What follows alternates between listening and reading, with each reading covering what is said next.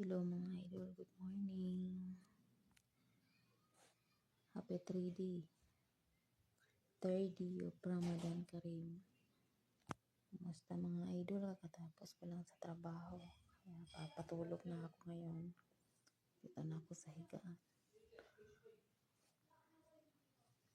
Kumusta na po? Ang bilis ng panahon, no? Bilis ng araw. Pangatlong araw na ngayon. Kaya sobrang puyat, pagod na tayo mga idol. Pero okay lang. Ayos pa din. Kaya alas 4 na madaling araw ngayon. Tapos papatulog na tayo. Magising pa tayo mamaya mga alas 7 para maglilinis na naman, maglalaba na naman tayo.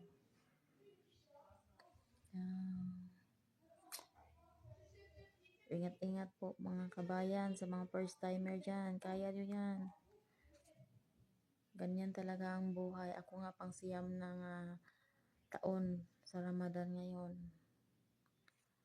Kayang-kaya ko nga yun. Kayo pa kaya? Kaya nyo yan. Laban.